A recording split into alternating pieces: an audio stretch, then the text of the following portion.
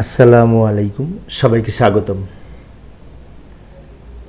এই যে বিভাগীয় পরীক্ষার জন্য একটি প্রশ্ন, সেটা হচ্ছে বিনা বেতনের ছুটি এবং অপ্রাপ্য ছুটি দুটোর মধ্যে পার্থক্য কি? যদি প্রশ্নে আসে কিভাবে লিখবো, তাই না?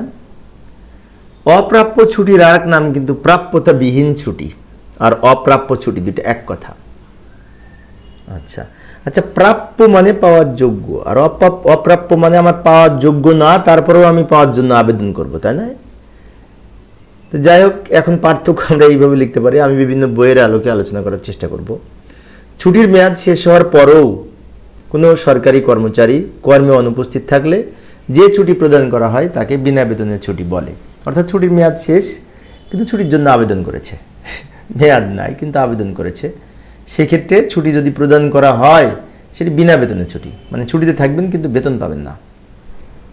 অন্যদিকে ছুটি পাওয়া না থাকা সত্ত্বেও একজন কর্মচারীকে ভবিষ্যতের সমন্বয়ের শর্তে, এই যে এখানে কিন্তু একটা কথা বলা আছে, ভবিষ্যতের সমন্বয়ের শর্তে যে বিশেষ ছুটি প্রদান করা হয়, বিশেষ করে মেডিকেল সার্টিফিকেটের ভিত্তিতে বা মেডিকেল সার্টিফিকেট ব্যতীতও এটি হতে পারে, তাকে প্রাপ্যতাবিহীন ছুটি বলা হয় বা এই অপ্রাপ্য ছুটি বলা হয়, তাই না?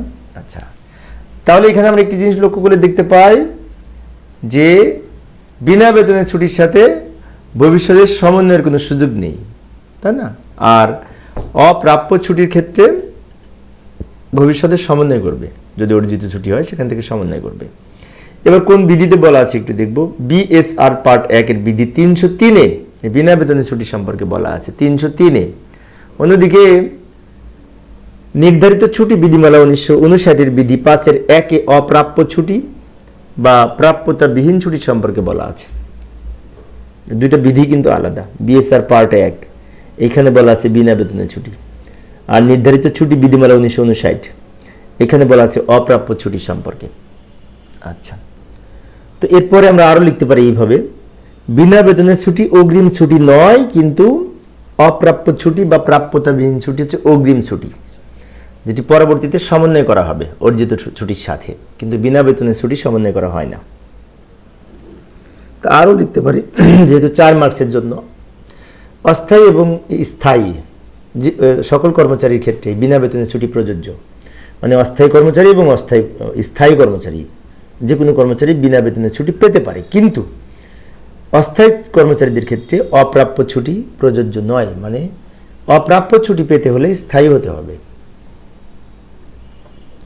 বিনা বেতনে ছুটি মেডিকেল সার্টিফিকেটের ভিত্তিতে সর্বোচ্চ 6 মাস এবং এককালীন 3 মাস পর্যন্ত পেয়ে থাকে। অন্যদিকে মেডিকেল সার্টিফিকেটের ভিত্তিতে অপ্রাপ্য ছুটি সর্বোচ্চ 12 মাস এবং মেডিকেল সার্টিফিকেট ছাড়া 3 মাস পর্যন্ত পেয়ে থাকে।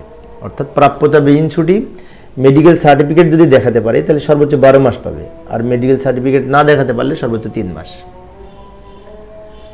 আরও লিখতে পারি, বিনা বেতনের ছুটি বেতন প্রদেয় নয় ছুটিকালীন সময়, মানে বেতন পাবেন না।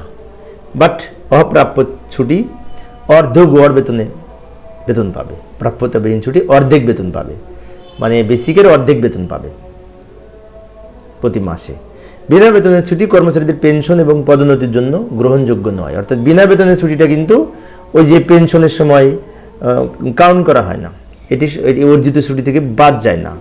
কিন্তু অপ্রাপ্য ছুটি কেউ যদি নেয় তাহলে পেনশন পদোন্নতির সময় এটা গ্রহণযোগ্য এবং এটা কিন্তু কাউন্ট করা হয়। এই ছুটি বাদ দিয়ে এই বিশেষ করে অবসরোত্তর ছুটি কাউন্ট করা হয়, মঞ্জুর করা হয়। তো প্রিয় সুধীবৃন্দ, এই ছিল আজকের আলোচনা। যে আজান দিচ্ছে, কিছুক্ষণ পরে আবার এশার নামাজ পড়তে যাব। তো এই ছিল আজকের আলোচনা। পরিশেষে সবাই ভালো থাকবে এবং সুস্থ থাকবে এই কামনায় খোদা হাফেজ।